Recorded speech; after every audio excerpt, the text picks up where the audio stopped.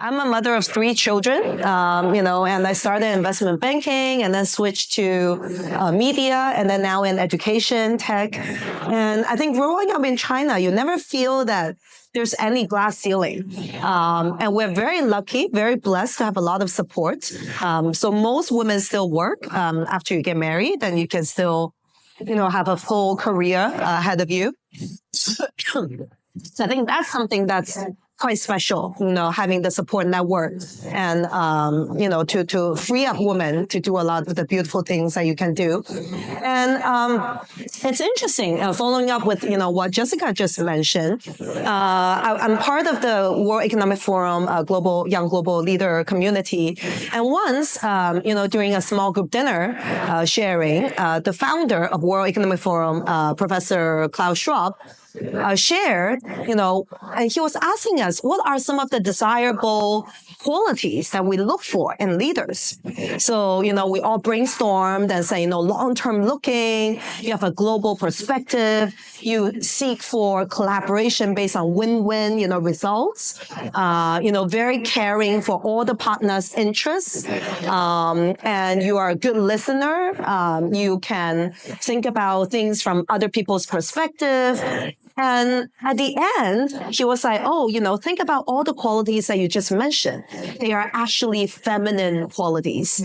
And these are the desirable leaders because women in general are more long-term looking. And, we look for a win-win situation rather than, a zero-sum game. And we always say that if there are more women leaders in the world, because we are also wives and we're also mothers, there will be no wars probably, and very little, conflicts in the world. So that's some things that I think we are, we're seeking in women leaders. I think women are actually very key to the product innovation process because usually when we have a group of men engineers, they focus very much on the functionalities. So adding functions, the technical aspect of things. But when we add women to the team, then it's very much human-centric. So they're more interested in the people and the things. So it's about, solving certain problems for a certain group of people. It's about improving society. It's about, making people's lives better. So the whole focus and the culture of the team will shift as we see it. And also when we think about, the customers that you're facing, we see that at least in consumer electronics, 89% of the decisions are made by women. Because women, not only because they have more financial power, they made the decisions for themselves about, all products that they need, beauty products, professional products, but also they made decisions for their husbands. They buy for their parents. They buy for their kids. So they buy for their home. So women are the dominant decision makers in, purchasing products. So I think that's also very important to, if you want to be closer to your customers, to draw the insights, you need to understand what women want. I think it's very, very key.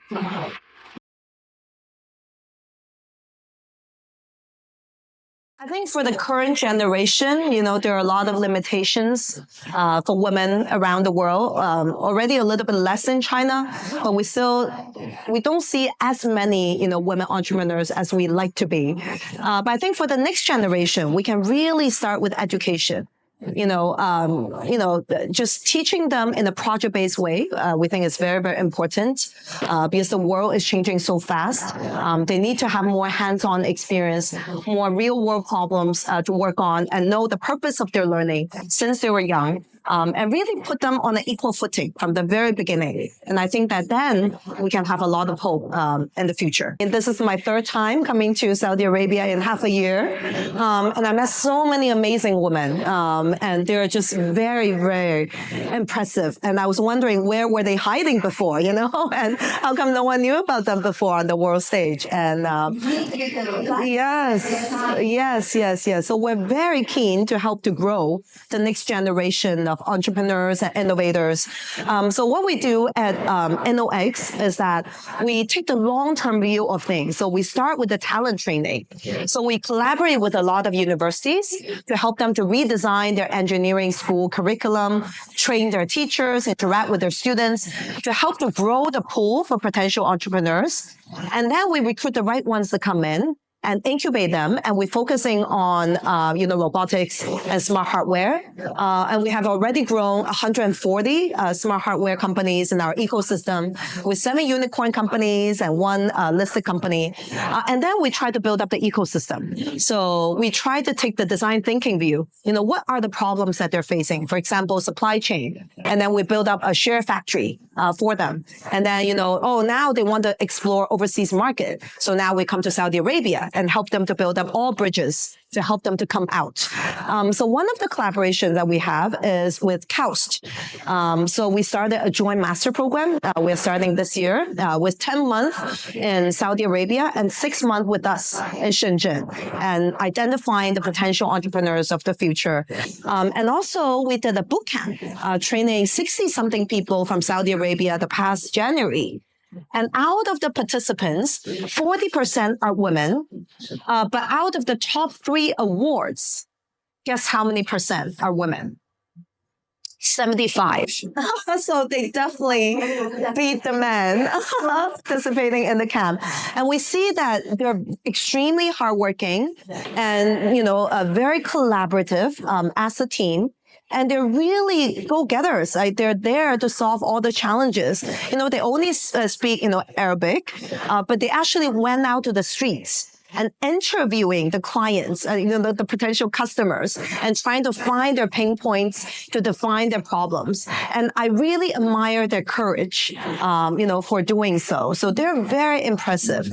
And I think when we think about education and when we think about the next generation of innovators and entrepreneurs, when we talk to kids, I have 3 kids, they don't think about what they want to do in the future, but they think about who they want to be in the future. So it's very important to, have those role models, those women role models in technology and science for them to want to be, the next one. I remember talking to one student before, and she's very good at, math and physics. And, I was encouraging her to go on to the science path. And you know what she said to me? She said, I don't want to be bald in the future, because in her mind, women scientists are poor and with white hair and bald. So that's why, she doesn't want to be a scientist. Yes. So important. Yeah. To be the heroes. Yeah. Job right now, because it's all about exchange programs and those initiatives usually start on grassroots level, and it also exchange between countries and given opportunities and working together so we can make a very positive social impact also for the next generation. So is that Saudi Arabia one of the key markets? Are you planning to expand here? And in which other countries around the world are you trying to take? Yeah, we are very keen to collaborate with Saudi Arabia, because Shenzhen went through from a small fishing village 40 years ago to, the Silicon Valley of China today. And also China went through reform and opening up in the past. Yeah, it's when I came here, I felt it was so familiar. It's what we went through during reform and opening up. So it's very inspiring. And we're trying to do what we can to help. So we felt that we have figured out a model, from talent training to incubating companies, investing in them, to building up the ecosystem. So we're very keen to collaborate with Saudi Arabia to empower also the women and the youth here. So we're very keen on Saudi Arabia.